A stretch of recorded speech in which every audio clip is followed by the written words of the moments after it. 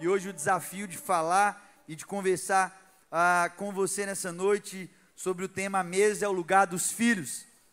E que tema gostoso de compartilhar. Eu queria muito a sua atenção, eu quero ser rápido, mas eu quero entregar fielmente tudo aquilo que o Senhor tem ministrado ao meu coração sobre isso, amém?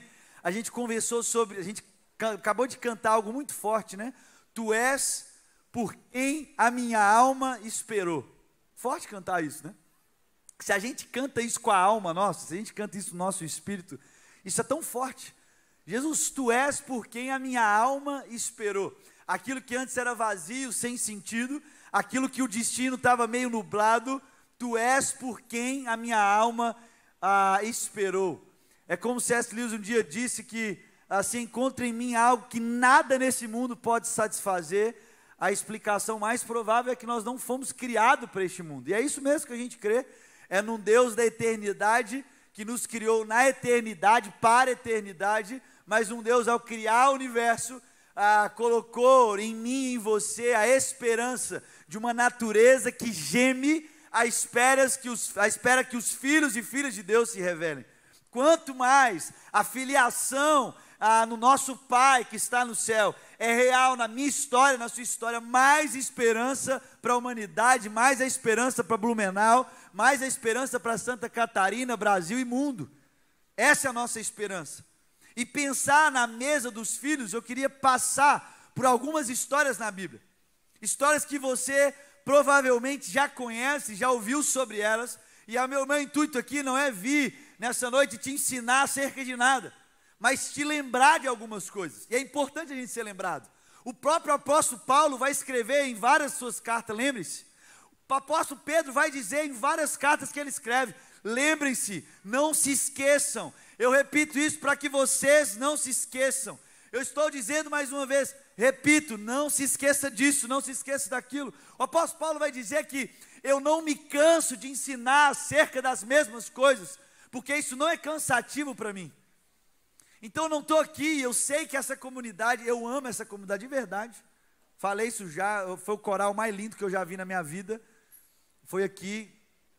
É uma comunidade que eu sei do testemunho, da fidelidade na palavra de Deus, o amor e a paixão pelo Evangelho, cada vez mais cristocêntrico, uma tradução aqui na cidade e para o Brasil, eu sei disso. Então é por isso eu não tenho nenhuma presunção de te ensinar nada novo, amém? Mas eu quero te lembrar de algumas coisas, e eu sei que o Senhor pode lembrar o seu coração e ministrar o seu coração nessa noite. Primeira coisa que eu quero conversar sobre a mesa como lugar dos filhos. Hoje nós conversamos à tarde sobre a mesa de Jesus, a convicção de sermos filhos de Deus, e sendo filhos de Deus, participarmos do sofrimento de Jesus com autoridade, homens e mulheres cheios de autoridade. E eu queria começar a nossa conversa, lembrando de uma mulher muito fantástica na palavra de Deus, que é a vida de Maria. Não essa Maria que nós cantamos, mas a vida de Maria, aquela que a gente chama de mãe de Jesus. A Bíblia é muito clara em nos ensinar acerca de algumas coisas. Jesus veio cumprir a lei, mas ele veio a estabelecer um novo tempo. Ele veio estabelecer e instaurar o reino de Deus. Nós cantamos isso agora. É a mesa de Jesus que vai aliviar uma mulher que nem sabia o que ela estava procurando. Então, essa canção, ela traduz bem, né? Tu és porque a minha alma esperou. Eu tentei em um, em outro, em três, em quatro, em cinco, e agora eu estou começando a compreender. Talvez em todos os outros encontros de casamento eu não consegui conhecer a plenitude da vida, mas agora encontrando com a fonte, eu começo a estabelecer uma nova visão, uma convergência, um novo ponto, um ponto em comum, um movimento em um lugar de um ponto. E agora conhecer esse Jesus como a esperança da minha vida. É interessante isso, a gente pensar nisso, porque certo dia Jesus, a história de Jesus é fantástica. Amém? Você é apaixonado por Jesus, meu irmão? Pela história de Jesus? Presta atenção no que o texto de Lucas, o Evangelho de Lucas, no capítulo 1, vem trazer para nós. O texto começa trazendo que veio um anjo ao encontro de um homem chamado, alguém sabe o nome do pai de João Batista aí? Eu sei que vocês são uma igreja bíblica, pelo amor de Deus. Como é que é o nome do pai de João Batista? Zacarias, homem de Deus. A Bíblia começa a história falando para a gente que Zacarias era um homem íntegro, era um homem cheio lá da autoridade, um homem justo aos olhos de Deus, um homem que a Bíblia vai dizer que era irrepreensível. Então, Mateus, eu vim a esse culto aqui, eu nem conheço Jesus, ainda não entreguei minha vida para Jesus, então guarda aí, nós vamos conversar sobre alguns aspectos desse encontro e dos filhos da mesa, mas o primeiro, presta atenção, esse encontro é com um homem de Deus, um homem fiel a Jesus, ao Senhor, ao nosso Deus, a Yahvé, um homem que tinha uma vocação. Qual era a vocação, qual era a profissão de Zacarias? Ele era um sacerdote, meu irmão, aquele que apresentava diante de Deus a oferta do povo. Esse homem, eu estou trazendo voltando e lembrando isso aí, para você entender a complexidade que é, mas a simplicidade do Evangelho. Esse homem de Deus, irrepreensível, justo aos olhos de Deus, foi visitado por um anjo, e esse anjo chega até ele, e quando o anjo chega, ele fala o seguinte: fala, meu irmão, cheguei. E a Bíblia vai dizer que Zacarias tinha tomado estava em pleno exercício da sua vocação sacerdotal. A Bíblia vai dizer que, olha que legal isso aqui, ele tinha se purificado para o tempo, se preparado para o tempo de santidade. Chega o anjo, Lucas capítulo 1, chega o anjo para esse encontro. A Bíblia vai dizer que quando o anjo chega, Zacarias se encheu de medo, muito medo. E aí o anjo começou a dizer o seguinte: amigo, eu vim responder às orações que vocês fizeram. Vocês oraram pedindo um filho, não foi? Eu estou aqui, através sendo voz de Deus, você vai ser um pai, você será um pai, a sua esposa está grávida, o nome dele vai ser João Batista, e aquela coisa toda. A Bíblia vai dizer que João Batista, além do medo, ele não creu. É aí que está a diferença. Nós estamos falando de um homem de Deus, justo aos olhos de Deus, irrepreensível, mas quando ele ouve essa palavra, a Bíblia vai dizer que ele não creu. E por não crer, o anjo fala o seguinte: já que você duvidou, você vai ficar o quê? Mudo. Zacarias fica mudo.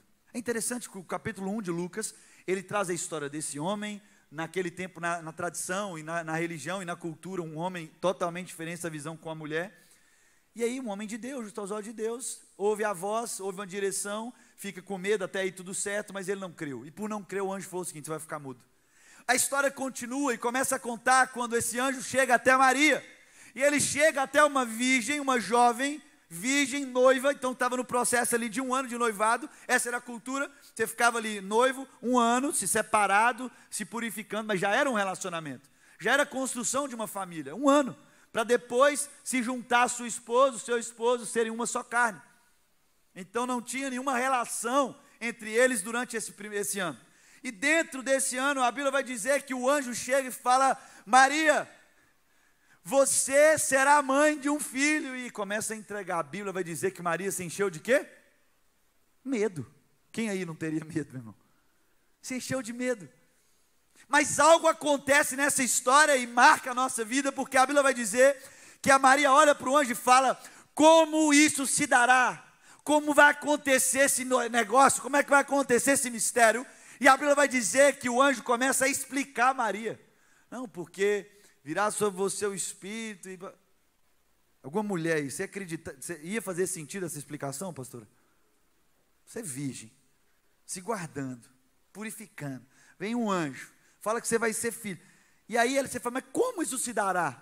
Ele fala: não, vai vir sobre você o Espírito. Isso faz sentido, meu irmão? Para você naquele tempo, faz sentido? Para alguma mulher faz sentido? Você pode depois ler o texto, conferir o texto. A Bíblia vai dizer que depois que o anjo explicou, sabe o que Maria falou para ele?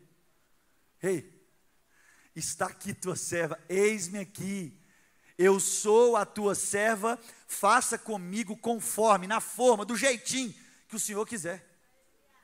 É muito legal a gente perceber, porque Maria tinha todas as explicações, todos os direitos de questionar, dizendo: como isso pode acontecer? Você vai acabar com a minha vida, você vai acabar com a minha reputação. E Maria vem nos ensinar um princípio do Evangelho. Eu e você temos que ser preocupados, sabe com o quê? Temos que ser responsáveis, sabe por quê? Pela nossa integridade, porque a reputação quem cuida é Deus. Nós não somos chamados para ser cuidadores e guardadores e guardiões da nossa reputação. Quem cuida da nossa reputação é Deus, mas a integridade é responsabilidade minha e sua. Maria, nesse espírito, ela olha e fala o seguinte: eu estou cheia de medo, mas faz comigo conforme a tua palavra, do teu jeito, da tua forma. A Bíblia vai dizer que Maria, ela sai daquele lugar, e depois de alguns textos a gente pode ler aquilo que sem dúvida marca a nossa vida, como homens e mulheres de Deus. Maria então canta uma nova canção. Na mesa dos filhos de Deus, o medo nos persegue. Na mesa dos filhos e filhas de Deus, o medo atrapalha muita coisa, eu sei. E o medo tem sim poder para nos paralisar naquilo que é o movimento do Espírito em nós.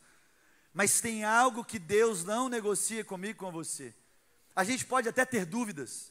Maria perguntou: como isso se dará? Deus aguenta as nossas dúvidas. Quem aí tem dúvidas acerca daquilo que Deus faz ou fez ou é? Dúvidas. Mas tem algo que marca a história do Evangelho, porque ele vai dizer para um homem de Deus, justo aos olhos de Deus, dizendo o seguinte: porque você não creu, você vai ficar mudo. Sabe qual que é o problema? Nós estamos encontrando mesas de homens e mulheres mudas e mudos, porque ouvem a direção do Pai, mas não obedecem.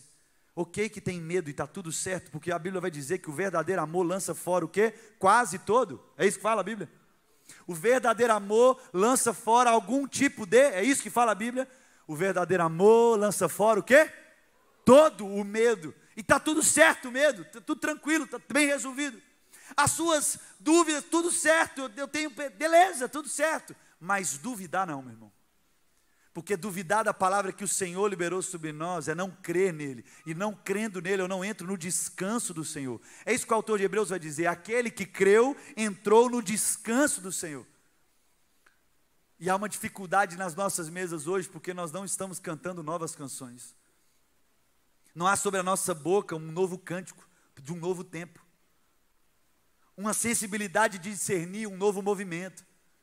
E nós começamos a replicar coisas do passado, sendo que Deus nos prometeu fazer nova o quê? Todas as coisas. Todas as coisas. E aí nós temos homens e mulheres de Deus, íntegros, mudos, porque estão duvidando daquilo que é a palavra de Deus. Então a mesa é o lugar dos filhos, mas a mesa é lugar de novo cântico. A mesa é lugar onde eu e meu irmão nos assentamos e inspiramos uns aos outros, dizemos: vamos juntos cantar uma nova canção. Mas eu não consigo juntos cantar uma nova canção. Não está saindo, não está fluindo. Você precisa crer.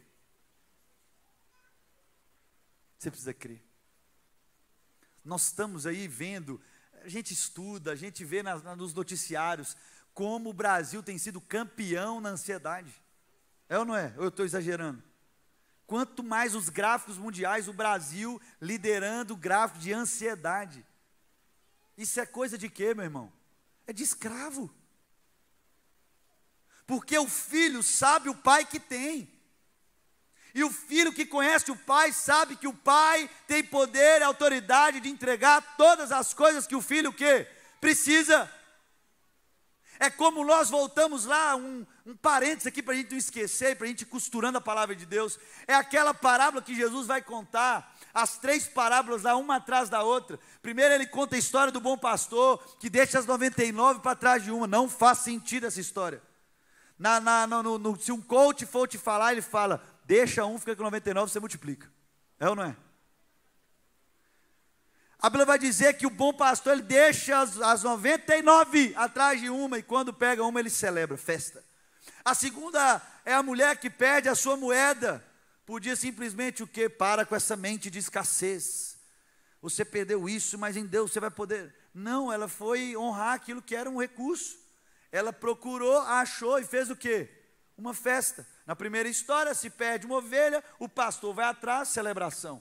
Na segunda história, uma moeda perdida, a mulher vai atrás dela e celebra, dá uma festa. E na terceira história, Jesus vai contar, encerrando também esse ensino, dizendo o seguinte: tinha um pai, tinha 2 filhos, e um dos filhos chegou para o pai e falou o seguinte: me dá minha parte de herança. Quando um filho pede, quem é pai e mãe aí? Se seu filho chegar para você e falar o seguinte: pai, eu quero a minha parte de herança, o que ele está dizendo para você? O que ele está dizendo? Para mim você está morto. Amém? Ele chega para o pai e fala: eu quero a minha parte de herança. E o pai, como um bom pai, que não está preocupado em resolver o problema, mas ensinar o filho a virar homem, ele fala: ok, beleza. A Bíblia vai dizer que o filho fica alguns dias, é legal isso aí, né? No capítulo 15 de Lucas, no versículo 13, vai dizer o seguinte: não muito tempo depois, o filho foi, então assim, o filho ficou na casa do pai alguns dias ainda. É louco perceber isso, né? Imagina para você pai, ou para você jovem solteiro, mas com coração e responsabilidade de pai, perceber, imaginar o filho que para você disse há uns dias atrás que você é um homem morto para ele, não faz mais sentido, mas está ainda na sua casa. E o pai suportando isso. Porque Deus é pai. Amém? É pai. E aí ele libera. A Bíblia vai dizer que o filho vai, gasta tudo dissolutamente e volta. Arrependido? Não.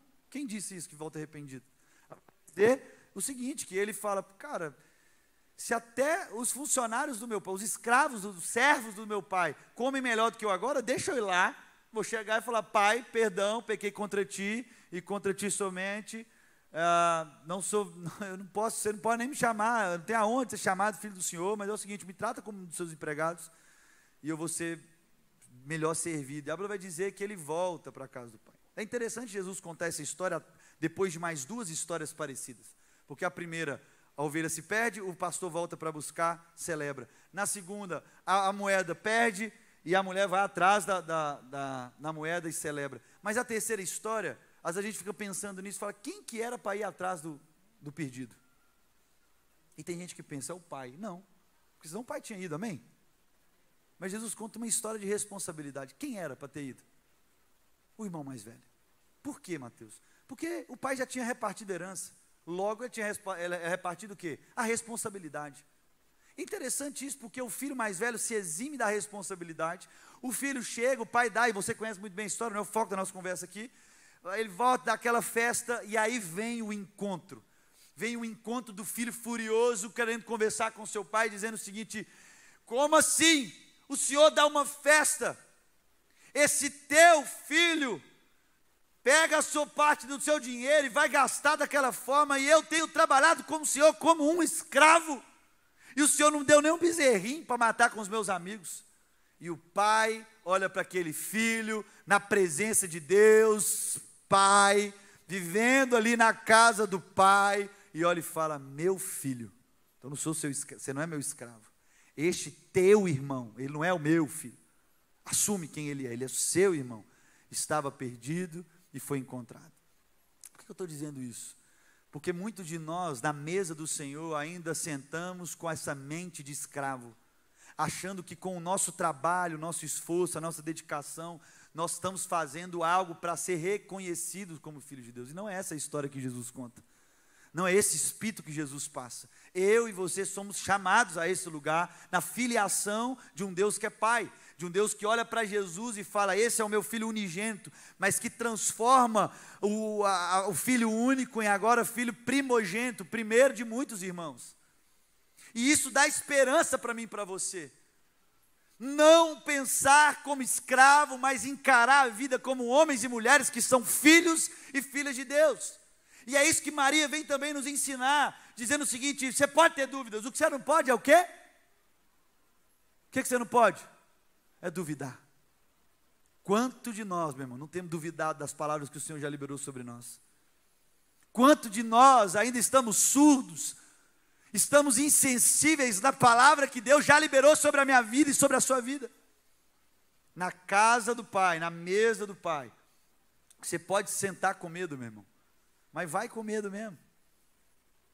Abre o coração e fala: eu sou teu filho, eu sou tua filha, faça comigo conforme a tua palavra. Essa é a primeira história que eu quero te lembrar. E o medo vai acompanhando homens e mulheres de Deus em toda a história. Em toda a história nós vamos vendo homens e mulheres que são paralisados pelo medo. E há uma história que me marca muito, eu quero abrir com você. Abre comigo aí no Evangelho de Mateus.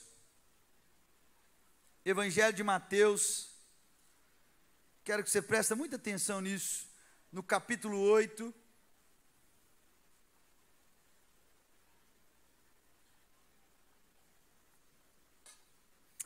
Na mesa de filhos do Senhor, nós precisamos de uma fé disposta a mesmo com medo dizer: eu sou teu filho, sou teu servo, faça comigo conforme a tua palavra.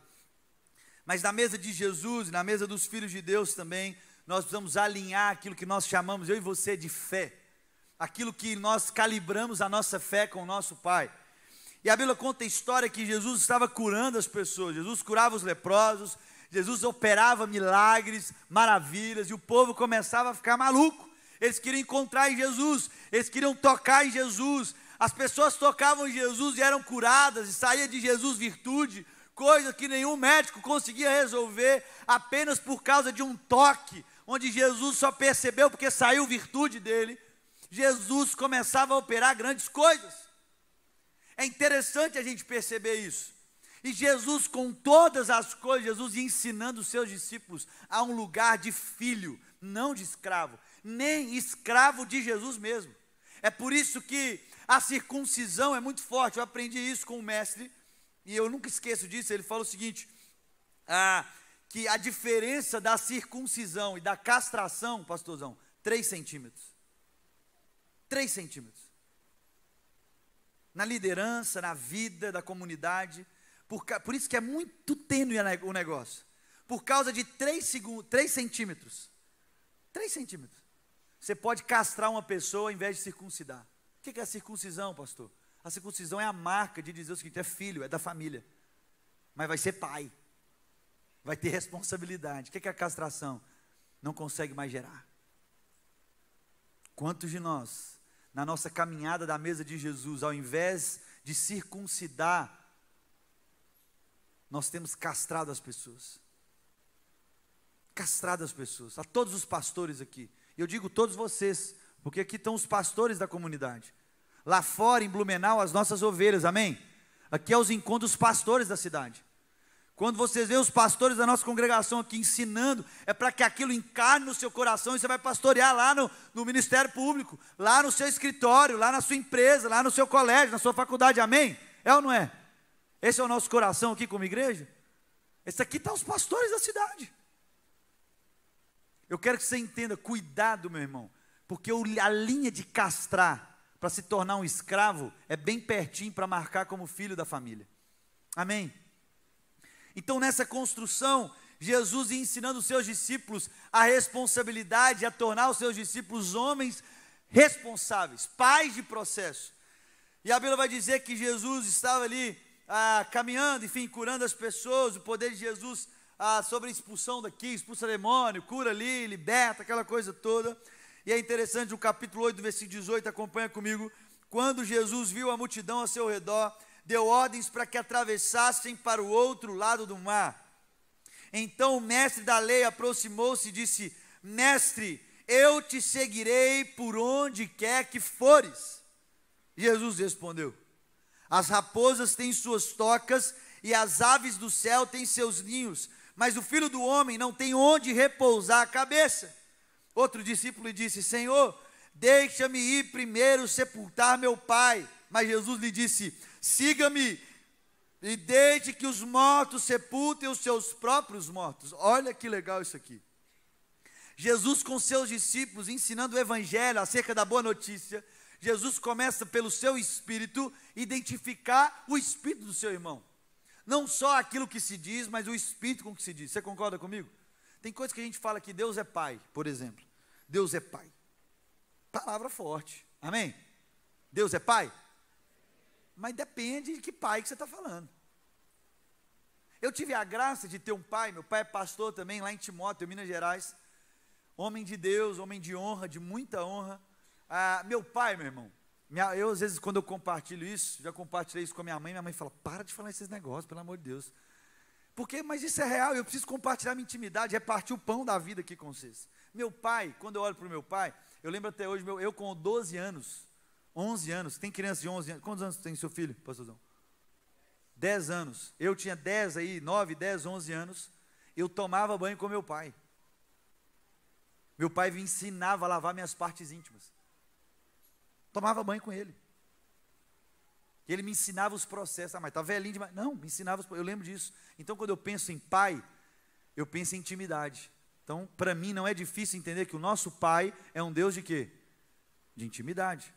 Meu pai, meu irmão, até hoje quando eu vou de férias para minha descanso, ou trabalho lá para a cidade, vou encontrar com ele, quando eu estou na casa dos meus pais, meu pai tem a barriguinha pochete, como a maioria dos homens, amém? Misericórdia, Senhor, libera essas barriguinhas em nome de Jesus, amém. Olha lá, esse irmão é pentecostal mesmo, viu? Aquele ali é bruto. Meu pai, um homem peludo, toda vez que eu vou lá eu tenho o privilégio de deitar os pelos do meu pai. Deitar, meu pai senta lá no sofá, eu deito lá, ele faz um carinho na minha cabeça. Então quando você fala assim, Mateus, Deus é pai, eu já lembro de pai, de carinho, de afeto, de acolhimento. Eu nunca não fui atendido pelo meu pai. Toda vez que eu ligava para o meu pai, meu irmão, a gente ia crescendo, meu pai se não atendia, se tivesse uma reunião aqui, estava pregando aqui, o celular tocou, ele estava aqui, ele ia pegar e falar assim, meu irmão, atende aí, fala que eu estou desse jeito, sempre. Então quando eu penso em um pai que atende, não que Deus atende a gente, amém? Toda hora que a gente quer, mas toda hora que a gente precisa. Mas quando fala de um pai acessível, falar que Deus é acessível, para mim é tranquilo, porque meu pai era acessível. Meu pai nunca deixou faltar nada, então quando eu penso de Deus que é um sustento, para mim ficou fácil, mas não é a realidade nem de todos aqui. Porque se eu perguntar aqui a realidade da paternidade de alguns aqui, só nesse povo aqui, nós vamos ver pai que traiu a mãe. Então quando você fala Deus é pai, ixi, consciência já vai lá, ixi, Deus trai, Deus abandona, Deus bate, Deus agride, Deus é violento. Por que eu estou dizendo isso? Porque tem hora que a gente está falando aqui achando que nós estamos na mesma página. Tem hora que nós estamos falando aqui nas algumas construções, a gente esquece de discernir aquilo que de fato é a palavra, a paternidade de Deus.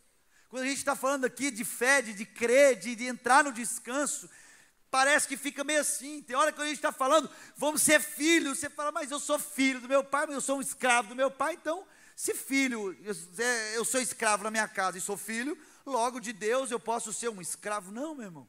É por isso que na comunhão e na mesa dos filhos de Deus, nós começamos a conhecer o Pai, porque quem vê o Filho de Deus, vê quem? Vê o Pai. Então tem hora que nós precisamos lembrar que a gente precisa sentar à mesa dos filhos de Deus, que não tem crise da paternidade do nosso Pai. É interessante perceber que Jesus continua a história e ele começa a perguntar para as pessoas, porque ele começa a ouvir algumas coisas, por isso que eu estou dizendo disso, a gente entendeu o que a gente está falando. As pessoas chegavam, eu quero te seguir. Jesus olhou para o cara e já discerniu o espírito dele e falou o seguinte, se você está achando que caminhar comigo, você vai ter o poder que eu tenho para ter grandes coisas, eu quero te dizer o seguinte, a raposa tem as suas tocas e as aves do céu têm seus ninhos, mas o filho do homem não tem onde repousar a cabeça. Então, se você está caminhando comigo para garantir alguma coisa, esquece, é sobre um outro evangelho, é uma outra convergência. Aí chegou outro discípulo e fala, Senhor, eu quero te seguir. Aí Jesus, para alguns, nossa, Jesus é insensível, Jesus não tem sensibilidade. Olha o que Jesus responde aqui, olha que escândalo. Siga-me. E olha que lindo isso aqui, Senhor, deixa-me ir primeiro. Olha que lindo isso aqui, olha que louco. O discípulo disse o seguinte, Senhor, eu quero te seguir, mas deixa primeiro eu sepultar meu pai. Jesus olha para ele com insensibilidade e diz o seguinte, siga-me e deixe que os mortos sepultem os seus próprios mortos. O que Jesus estava querendo ensinar aqui, meu irmão? Você não pode amar a sua casa, a sua parentela? É isso que ele está ensinando? É isso? Não, meu irmão. É Jesus dizendo, porque ele entendeu o que o cara estava falando. Você quer ir lá sepultar seus pais e garantir a sua herança. Jesus está dizendo o seguinte, quem topa caminhar comigo não volta atrás para garantir a herança, para garantir aquilo que vai que não dá certo. Não é sobre essa convergência que Jesus está falando. Quantos de nós ainda estamos trabalhando para garantir a nossa herança? Porque não estamos sendo fiéis à palavra que Ele já liberou sobre nós. Quantos de nós retornamos a alguns movimentos para garantir a estabilidade, para garantir alguma parada financeira, para que vai que Deus se esquece de mim e não paga a conta? E Jesus falou o seguinte, para me seguir, meu irmão, deixe que os mortos sepultem os mortos. Eu sei o que você está querendo, você está querendo garantir herança. Comigo não, é outra conversa. E é interessante que Jesus então vai caminhar com os seus discípulos. Olha que legal, entrando ele no barco, no versículo 23, seus discípulos o seguiram. De repente uma violenta tempestade abateu-se sobre o mar, de forma que as ondas inundavam o barco. Jesus, porém, dormia. Repete comigo, Jesus, porém, Jesus, porém, dormia. O que Jesus estava fazendo? Dormindo. Jesus é preguiçoso, meu irmão? Mas Jesus dormia, amém? Vamos chegar lá. O texto continua dizendo que os discípulos foram acordá-lo clamando: Senhor, salva-nos, vamos morrer. Olha que legal como é que eu e você também somos assim. A gente já chega até a Jesus com as nossas conclusões. A gente chega até Jesus falando assim: Senhor, se o Senhor não resolver esse negócio logo, vai dar ruim. Tudo vai acabar. Você lembra disso, de Marta e Maria, dizendo, uma mais forte, a outra mais tranquila, mas as duas falaram no final o quê? Senhor, uma falou: Senhor, o Senhor chegou atrasado, não dá mais, não adianta mais. A outra falou o quê? Senhor, o Senhor chegou atrasado, não vai dar mais. Viu? Temperamentos diferentes, mas falaram a mesma coisa. Por quê? Esse nosso jeito, meu e seu, meu irmão, de concluir as coisas, porque não olhamos com os olhos da eternidade, porque não estamos encarnando a filiação de um Deus que é pai, não é patrão. O escravo fica preocupado para garantir o alimento do amanhã, o filho não. O filho sabe o pai que tem, que não deixa faltar para a sua família. Esse é o nosso Deus, meu irmão, minha irmã, é um Deus que é pai.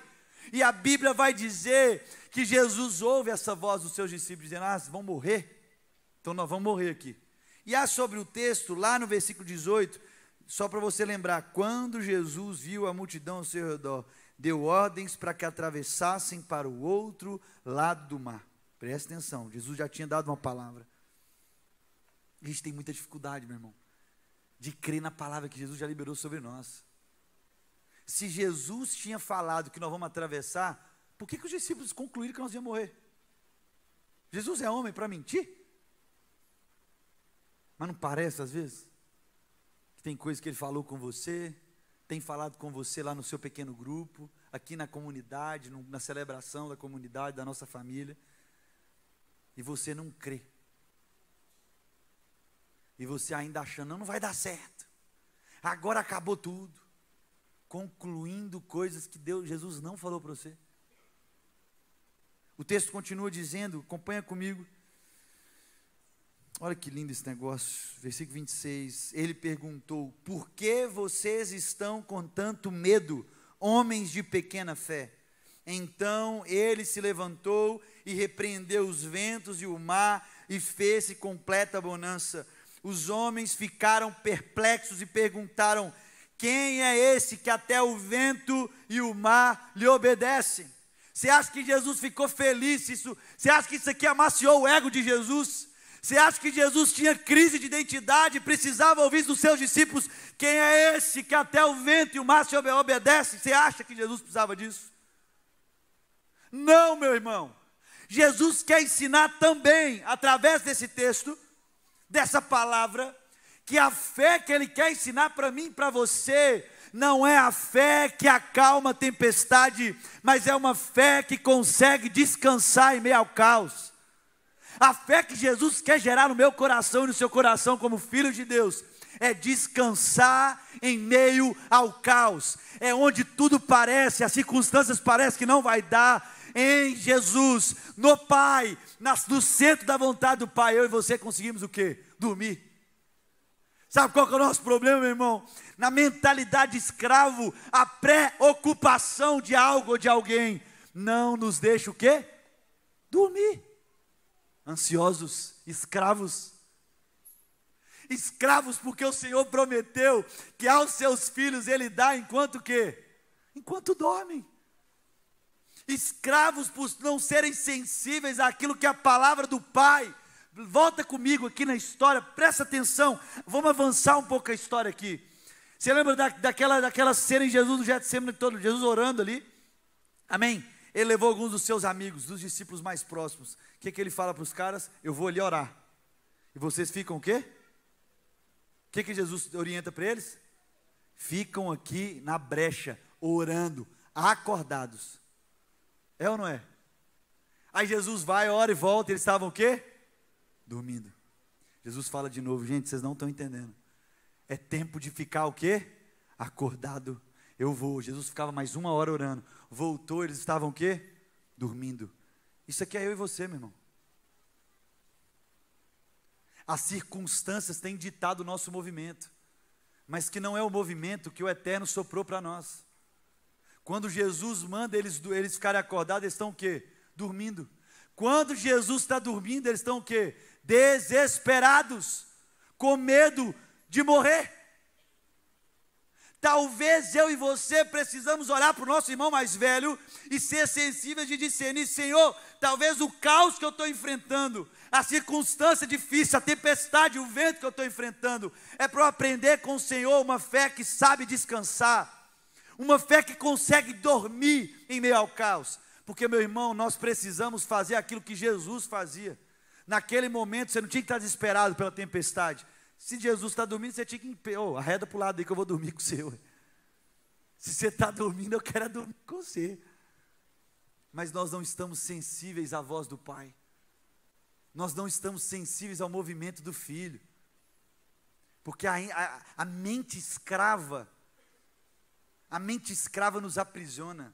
É o texto que diz que a irmã foi mestre. Como é que chama a nossa irmã que estava cantando aqui? Amanda.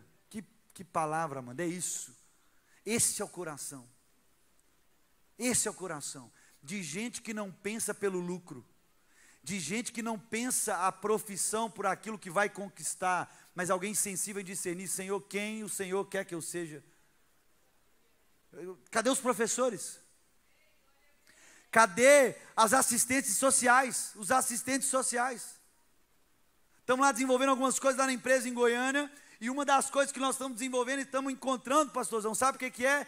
É um processo lá, um povo lá, que vai ditando as ordens da cultura. Todo mundo ali nada temente ao Senhor. Cadê os homens e mulheres escrevendo projetos para os empresários financiarem? Cadê? Porque estamos preocupados com o futuro, sendo que Jesus nunca ensinou sobre o futuro. Deus é o Deus de ontem, de hoje, o quê? Eternamente. O amanhã, quem nos ensinou foi o quê? Foi o capeta. É por isso que eu e você nos preocupamos com o dinheiro de amanhã. Jesus falou o seguinte: eu vou ensinar de uma vez por todas o seguinte: Pai nosso que está nos céus, santificado seja o vosso nome, não o meu, não a minha história, não o meu projeto de poder, não. Seja feita não a minha vontade, não do meu jeitinho, não do jeito que eu aprendi, não do jeito que eu entendo, não. Seja feita a tua vontade, na terra como no céu. O pão de cada dia nos dai o quê? Hoje, porque o filho sabe o pai que tem, e o pai que nós temos garante o alimento de todos os dias. Esse é o nosso pai, meu irmão e minha irmã. É esse que diz: se até os lírios do campo eu dou o que comer e vestir, se os pássaros eu dou o que comer e beber, quanto mais vocês que são os meus filhos. Onde nós estamos, igreja? Onde está o nosso coração em movimento quando nós olhamos para essa realidade? Qual é o nosso movimento em favor do outro, com essa consciência de filhos? E os discípulos começam a aprender: epa, não é sobre colocar fogo pela cidade, não é sobre orar para descer o fogo e destruir porque não foi recebido, não. Há uma responsabilidade de família. Nós falamos hoje à tarde sobre isso. Porque quem chama Deus de pai, meu irmão, não pode escolher quem vai chamar de quê? De irmão. E a gente fica escolhendo quem vai ser irmão, quem não vai ser irmão. Escravos. Escravos. E eu quero completar a nossa conversa. Eu quero que você entenda algo muito forte. O texto continua dizendo algo muito lindo. Ele diz o seguinte: que quando ele chegou ao outro lado, a região dos Gadarenos, foram ao encontro 2 endemoniados. E os 2 endemoniados que vinham dos sepulcros, eles eram tão violentos que ninguém podia passar por aquele caminho. Então eles gritaram dizendo o seguinte: que queres conosco, filho de Deus? Vieste aqui para nos atormentar antes do devido tempo? Versículo 30 do capítulo 8 de Mateus diz o seguinte: a certa distância deles estava pastando uma grande manada de porcos. É interessante isso. Algo que eu aprendi, não esqueço também. É interessante porque esse diálogo com Jesus, dos gadarenos, dos dois, Jesus em outro texto vai dizer o seguinte: qual é o seu nome? Vocês lembram o que ele respondeu? Meu nome é o quê? Legião, porque somos muitos. A Bíblia vai dizer isso. E Jesus pergunta ao espírito imundo: qual é o seu nome? Ele diz o seguinte: meu nome é Legião, porque somos muitos. Isso é legal a gente perceber no reino de Deus. Isso é interessante a gente perceber na mesa de Jesus, que é o que está acontecendo aqui. É o que vocês vivem nessa comunidade. Vocês aqui, Igreja Assembleia de Deus em Blumenau, vocês têm algo que traduz essa palavra. Sabe por quê? Porque Jesus estava querendo também ensinar eu e você aqui o seguinte: no meu projeto da mesa não é ter muitos em um só lugar, mas é ser um em todos os lugares. Amém? Há uma comunidade aqui que crê nisso, amém? Vocês são um só coração, convergentes num só caminho, mas espalhado em muitos lugares, amém? Esse é o Espírito que é santo. O Espírito que é imundo, ele quer ser muitos em um só lugar. Mas o Evangelho de Jesus nos ensina a sermos um, espalhado em todos os lugares. Eu sou vocês em Goiânia, vocês são nós de lá, aqui em Blumenau, amém? Esse é o Evangelho do Cristo.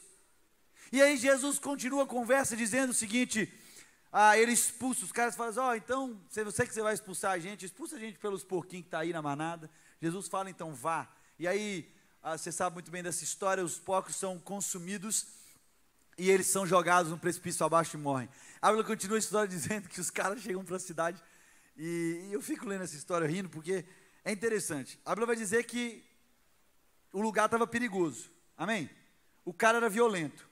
Em outros textos, do mesma história, vai dizer que eles acorrentados, eles tiravam a corrente. Era como se fosse o seguinte: ele pode colocar aqui. A legião falando: você pode colocar. Colocou a galera ali. Vocês querem ver o espetáculo? Pá! E tira. Eu imagino essa cena. E vivendo no sepulcro, lugar de morte. Chega Jesus e liberta dois, o quê? Irmãos.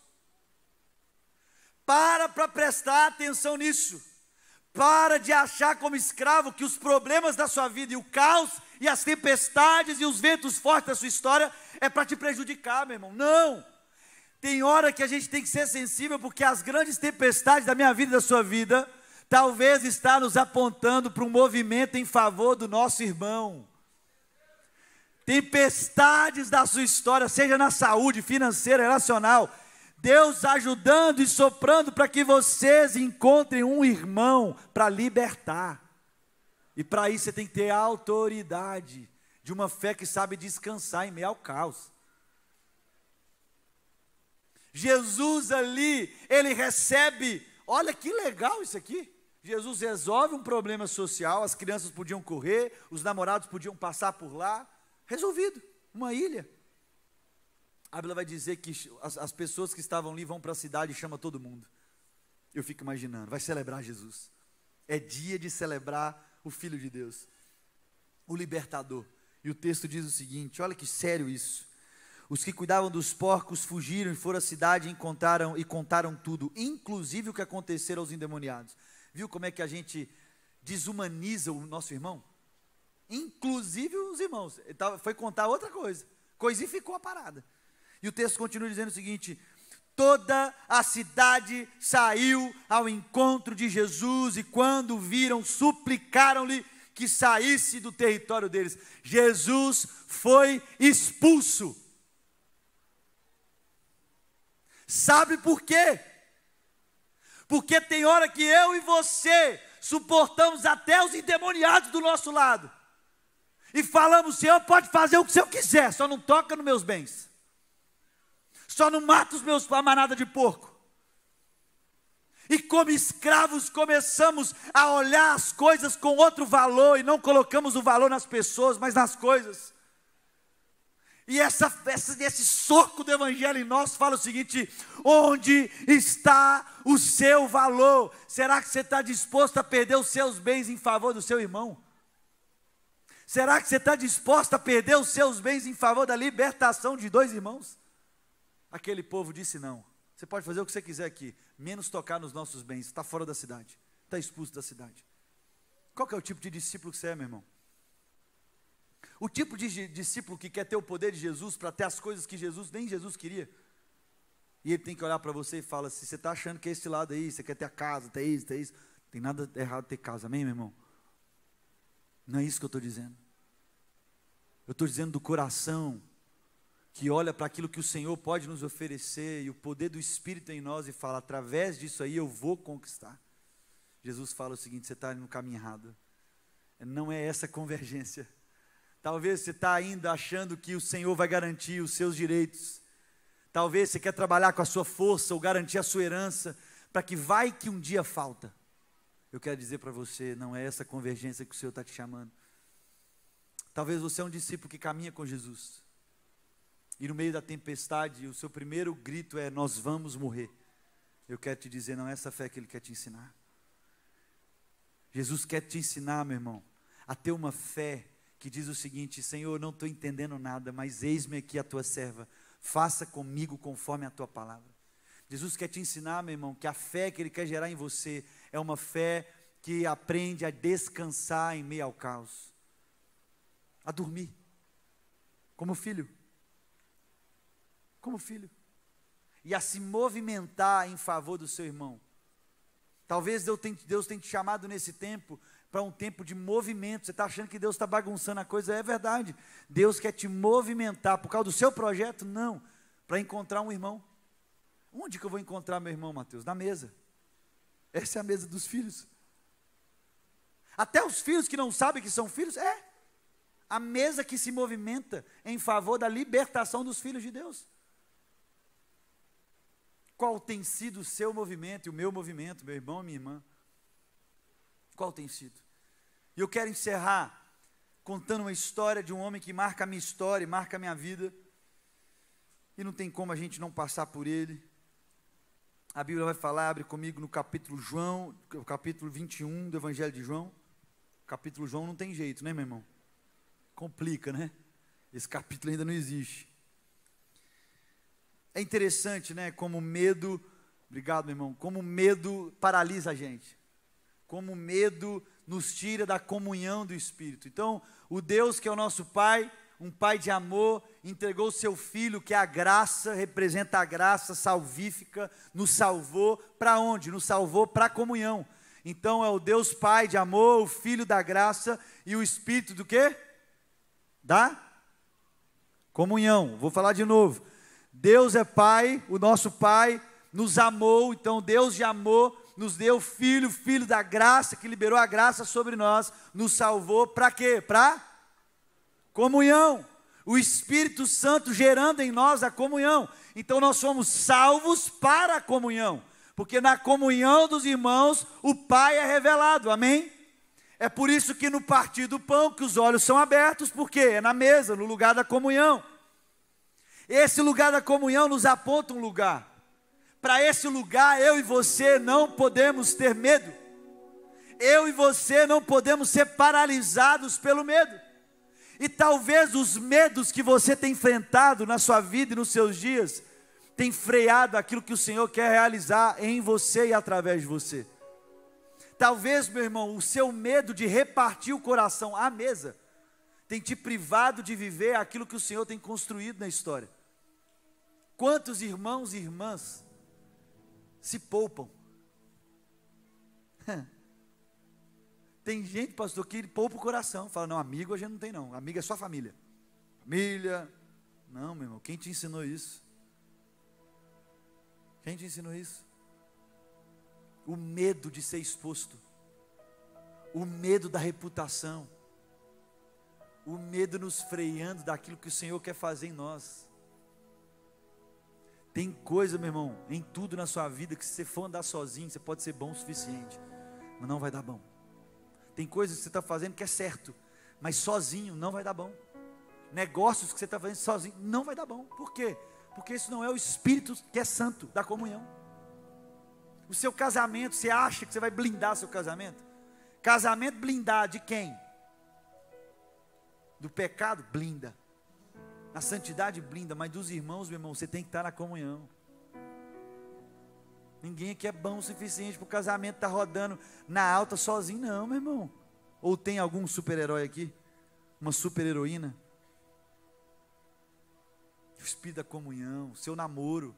as suas amizades, as suas decisões, a mesa da comunhão. É interessante porque o medo tem paralisado a gente, e a gente tem se esquecido daquilo que Jesus já prometeu sobre nós. Eu quero encerrar o nosso momento lendo a história de um homem que marca isso. A Bíblia vai dizer de um homem que um dia disse para Jesus: se poupa. Jesus falou o seguinte: eu vou morrer. E aí ele falou o seguinte: não, o senhor não vai morrer, ninguém passa na minha frente. Jesus olha para ele e fala o seguinte: afasta de mim o quê? Satanás. Por quê? Veio uma voz dizendo: te poupa. E tem hora que a gente ouve essa voz, na nossa casa, no nosso casamento, nas nossas amizades: te poupa, meu irmão, não precisa fazer mais não, pastorzão, diminui, aposenta, já está bem, já fica aqui. Não, meu irmão, nós somos filhos do Pai, nós estamos aqui para trabalhar nos negócios do nosso Pai, amém? Nos business do nosso Pai. É isso que Jesus fala: eu vim para cuidar do quê? Dos negócios do meu Pai. Nós vamos trabalhar até morrer, meu irmão, amém? Porque a gente serve um Pai de amor, uma natureza que geme à espera que os filhos se revelem. Para de ir por essa linha de se poupar das coisas, de fazer aquilo que o Senhor já soprou sobre a sua vida, meu irmão.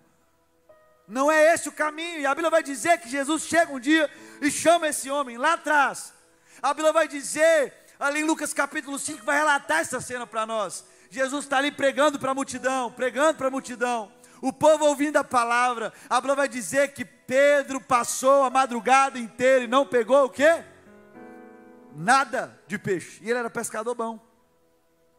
O texto diz que Jesus ensinando o povo, Pedro chega, começa a lavar as redes, aquela coisa toda. Jesus falou o seguinte: tem como você me ajudar aqui nessa pregação? Eu preciso que você leve o barco até um lado lá, para a voz ecoar, e a minha voz ecoe para mais pessoas e todo mundo consiga ouvir. Pedro, depois de uma madrugada inteira, sem pegar nada. Pensa ser um dia de trabalho, cansado, morto, e aí seu pastor, seu líder falou: vão ali me ajudar ali. Você fala: está de zoeira, você está brincando comigo. Pedro olha assim e fala: eu vou. Ele arrasta o barco até Jesus. Jesus prega, eu não sei quanto tempo Jesus demorou. Foi 1 hora, 30 minutos? Não sei. A pregação de Jesus naquele dia eu não sei medir. Mas Pedro ficou lá. Por que ficou lá? Porque depois tem uma conversa que muda a história de Pedro. Jesus olha para Pedro e fala o seguinte: Pedrão, tem peixe aí? Pedro olha para ele e fala o seguinte: mestre, não tem peixe não. Hoje não, infelizmente, vai ter que ser para outro dia. Ele olha para Pedro e fala o seguinte: vá para onde as águas são mais profundas e lance as redes. Lance as redes. Eu acho que Pedro olhou para ele e falou: você está zoando com a minha cara. Você é um, não, na moral, você é um marceneiro, você é um carpinteiro, você não entende nada de pesca não. Mas a Bíblia vai dizer que Pedro olhou e falou: mestre, nós passamos a madrugada inteira e nós não pegamos nada. O que Pedro estava dizendo? Eu sei pescar, eu sei a hora boa da pesca, e na hora boa da pesca, sabendo que eu sei fazer direito, não deu bom. Mas ele vai dizer: já que és tu que está falando, eu vou. Ele sabia quem era Jesus já estava fazendo grandes feitos. Já que és tu que está falando, eu vou fazer. Mas nós passamos a madrugada inteira e não pegamos nada. Ele entra no barco. A Bíblia vai dizer que Pedro entra, a galera entra, e ele vai e lança as redes. A Bíblia vai dizer, meu irmão, que é muito peixe. Muito peixe, muito peixe, muito peixe. A Bíblia vai dizer que Pedro volta para a praia e ele volta desesperado. A Bíblia vai dizer que Pedro chega ao lado de Jesus, ele se lança na terra, humus, humildade, ele coloca a cara no pó e diz o seguinte: afasta-te de mim porque eu sou pecador. É aí que Jesus entende a convergência. Ele olha para Pedro e fala: aê Pedrão, é isso, você entendeu já. E aí Jesus pega Pedro no chão, tira a poeira, tira a areia do seu joelho e diz o seguinte: eu quero te fazer um pescador de gente, vem caminhar comigo. E Pedro vai, deixa as coisas e vai. Passam 3 anos, Pedrão intenso, coração intenso. Alguns hoje vão dizer colérico, não, isso aí tudo, nervoso, é Pedro. Intenso, íntegro também, inteiro, sempre inteiro. Eu fico imaginando essas cenas, porque eu gosto muito de ler a Bíblia imaginando a cena. Eu fico imaginando Pedrão, Jesus lá indo dormir, e Jesus colocando a sandália dele.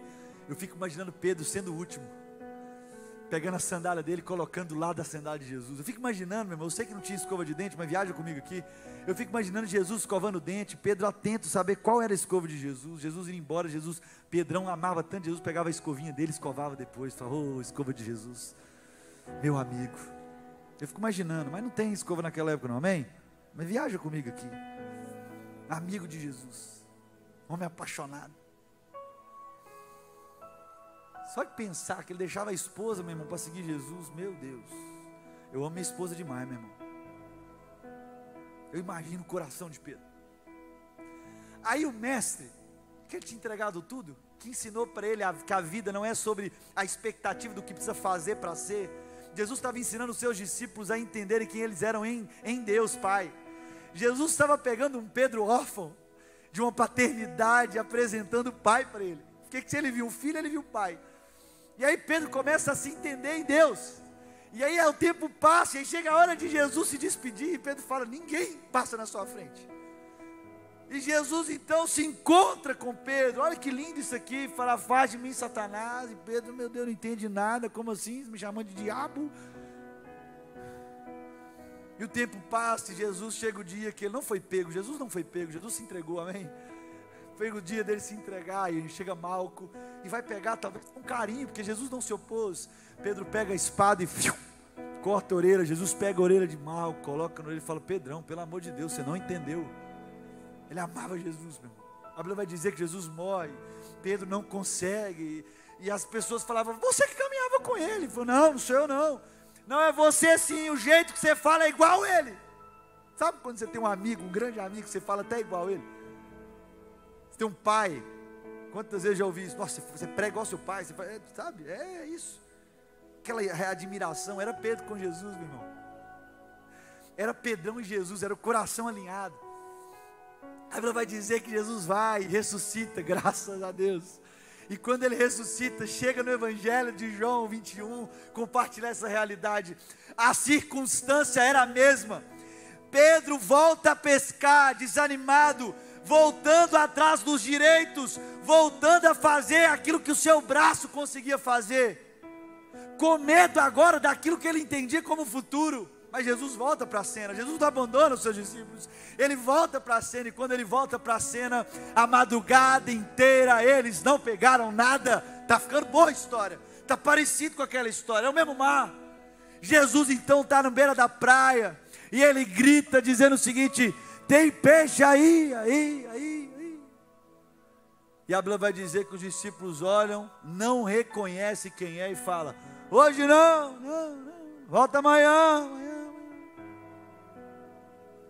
Jesus então grita, e os discípulos não sabiam quem era. Jesus grita, joga do lado direito, eita.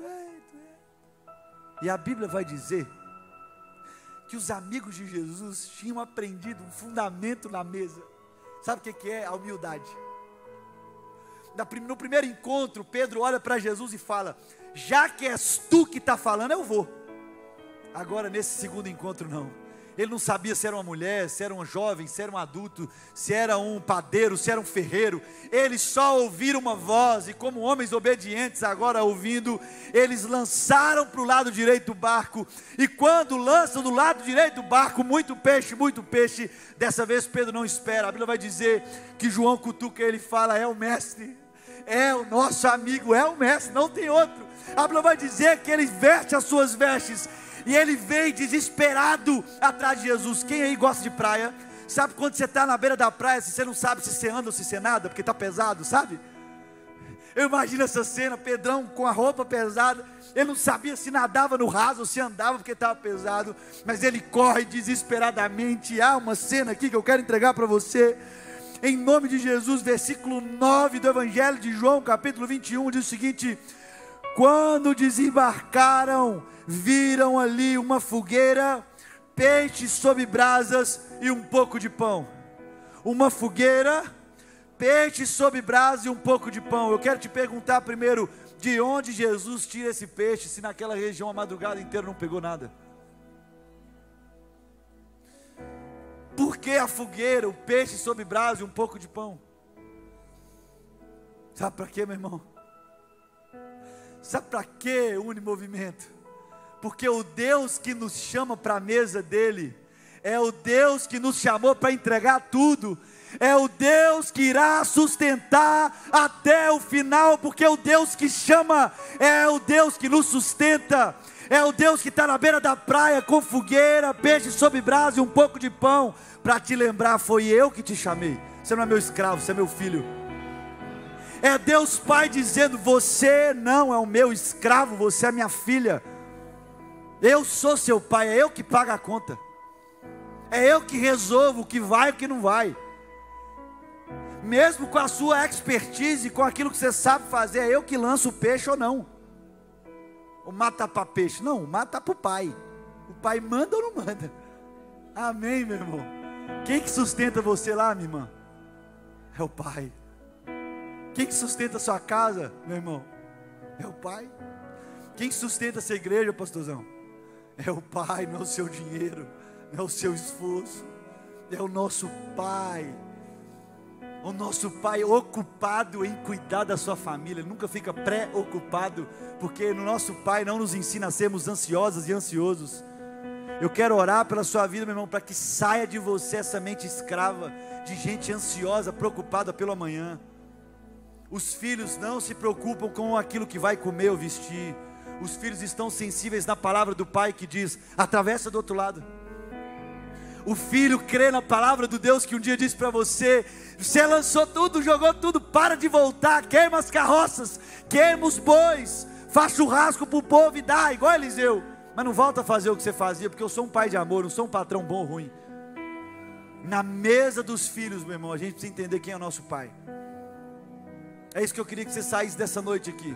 Talvez você está vivendo um tempo de mudez, homem íntegro, mulher íntegra, o Senhor está te chamando para uma nova canção, um novo cântico. Talvez o Senhor nessa noite quer ministrar o seu coração sobre um novo movimento que Ele quer sobre a sua vida. O nome que vocês escolheram aqui é muito sério, Unimovimento. Então vocês vão ter o que sempre? Tempestade e vento forte, sempre. Ah, mas era na época, não! Toda época tem que ter sobre vocês o que, meu pastorzão? Vento, tempestade, pau quebrando. Para quê? Em favor de um irmão, libertar uma irmã e um irmão. Isso é Unimovimento, isso é sua vida, isso é minha vida. Mas eu quero te lembrar que o Deus que nos chamou para essa grande obra, o Deus que me chamou e te chamou para vivermos essa mesa, a mesa da cura, a mesa da restauração, a mesa do significado de quem é meu pai e do filho que eu sou, nos chama para entregar tudo, porque Ele é o Pai que sustenta. Faz sentido essa palavra no seu coração, meu irmão, minha irmã? Isso faz sentido, isso encontra um lugar no seu coração? Quero que você fique de pé agora, eu quero orar com você. Nós vamos cantar uma canção. Cadê os meus irmãos me ajudando aqui? Mas eu queria agora te dar uma oportunidade de orar ao Senhor, dizendo, Senhor, eis-me aqui. Eis aqui o teu servo. Talvez, meu irmão, você está precisando orar como Maria orou. Eu lembro quando eu tinha 11 para 12 anos, eu falei, Deus, eu não sei o que o Senhor quer para mim, eu não sei para onde o Senhor vai me levar, mas eis-me aqui, arregaça comigo, faz comigo do teu jeito, faz comigo da tua forma. E talvez você precise orar ao Senhor, dizendo, Senhor, eu estou segurando demais, eu quero controlar demais, eu sou esse ansioso que o pastor disse, eu fico preocupado com amanhã, eu me preocupo como eu vou fazer, mas o Senhor me lembra essa noite, foi o Senhor que me chamou, não foi eu que entrei nesse negócio. Se o Senhor te chamou, meu irmão, Ele vai te sustentar. Eu nunca vi um filho mendigar o quê, meu irmão? Eu nunca vi um justo mendigar o pão, porque os filhos de Deus não mendigam pão. Pode ser que na sua casa tenha um pedacinho de pão, mas vai ser um pedacinho capaz de você repartir com seu irmão, amém? Porque essa é a família do Pai, onde a gente pega o pão, dá graças ao Senhor e reparte com a família, se movimenta para o outro. Nunca um povo que come, nunca um povo que pensa nos seus próprios projetos, nunca um povo capaz de pensar no seu próprio problema, mas disposto a viver a voz daquele que disse, Igreja Assembleia de Deus de Blumenau, vamos atravessar para o outro lado do mar. E se Deus falou, meu irmão, descansa. Eu creio na sua vida aí uma fé que descansa. Eu creio uma noite bem dormida na convicção de quem você é. eu termino como nós terminamos essa tarde. Como terminamos essa tarde? Eu preciso repetir isso para você. A Bíblia vai dizer que Jesus foi ser batizado, e esse é o marco da vida de Jesus. É Jesus se colocando ao lugar, dizendo: João Batista, me batiza. E aí acontece algo tremendo, porque está ali o Filho, está ali o Espírito Santo através da pomba, e está ali o céu aberto, dizendo o quê? O que é que Deus grita, meu irmão? Fala comigo, grita junto, igreja. O que é que Deus grita nesse momento, quando Jesus está sendo batizado? Você pode falar isso com convicção. O que é que o Pai grita? Esse é o meu Filho amado, em quem eu tenho prazer. Amém. Esse é Jesus. 40 dias no deserto. A Bíblia vai dizer que o Espírito guia ele, mas o Pai não aparece mais. E aí agora está Jesus na tentação, conferindo o coração. Sabe o que acontece? Sabe o que acontece? O diabo chega para ele e fala o seguinte: coloca o que? Uma dúvida. Olha aí, olha aí. Ele coloca uma dúvida dizendo o seguinte: se és realmente o Filho de Deus. Cuidado com esses negócios, que Satanás gosta de falar isso comigo, com você. Se és mesmo essa mulher, se é mesmo esse cara íntegro, se és, ele olha e fala: se és o Filho de Deus, transforma essa pedra em pão. Jesus tinha autoridade para transformar a pedra em pão, igreja. Mas o que ele fala? Não é sobre o que eu posso fazer com a minha própria força, não é sobre o que eu posso ter com as minhas mãos, porque nem só de pão, nem só daquilo que eu posso fazer se vive o homem, mas de toda a palavra que vem da boca de Deus. Qual era a última palavra que tinha vindo da boca de Deus? Qual era? Esse é o meu Filho amado, em quem eu tenho prazer. Essa é a palavra que norteia a mesa de Jesus. Eu e você somos filhos de Deus. Eu e você somos filhos por adoção do nosso Pai. Há uma filiação. O nosso DNA fala da nossa origem, do nosso Pai. Do nosso Pai. Você lembra disso? Quem é da época do ratinho aí, meu irmão? Lembrei disso agora, do nada. Quem é da época do ratinho aí? O ratinho tinha um programa lá, você lembra disso? Teste de DNA. Você lembra? O Alexandre era viciado nisso. Teste de DNA. Você lembra qual que era a música quando o cara não era o pai? Você lembra disso? Ele não é o pai. Meu Deus do céu. Cadeira voando, cabelo puxado. Mas sabe qual que é a certeza, meu irmão, de olhar para alguns irmãos? É saber que eu sei quem é o Pai. Eu sei quem é o Pai. Blumenau vai conhecer o Pai quando eles olharem os filhos e filhas de Deus à mesa, porque os filhos revelam o Pai. Quem olha para o filho vê o Pai. Essa é a nossa geração. Esse é o nosso tempo, igreja, de sermos a revelação de um Pai de amor. Senhor, eis-nos aqui. Recebe o nosso coração, Senhor. Recebe o nosso coração, Pai.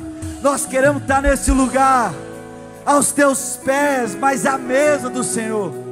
Nós queremos ser homens e mulheres assentados à mesa do Senhor, para repartir quem nós somos, para repartir aquilo que um dia o rio de Deus fluiu em nós, a fonte da vida que nos inunda, que parte de dentro para fora. Nós não queremos ter medo, Pai. Tira o medo dessa igreja, tira o medo da minha vida, da minha casa, da minha família. Nos tira o medo, Jesus, nos livra do medo. Nós queremos dizer como Maria: eis-nos aqui, faça comigo conforme a tua palavra. Nós queremos aprender a dormir como o Senhor dorme, e no tempo onde é para dormir, no tempo onde é para trabalhar. Mas nós queremos viver e crer que o Deus que nos chamou, Pai, nós cremos que o Senhor nos chamou e liberou sobre nós uma palavra. Nós cremos que nós somos teus filhos e filhas. Então nós não teremos dúvidas. Nós não vamos duvidar que o Deus que nos chamou irá nos sustentar. Eis aqui o nosso coração, Pai. Recebe quem nós somos. Eis-nos aqui, recebe quem nós somos. Em nome de Jesus.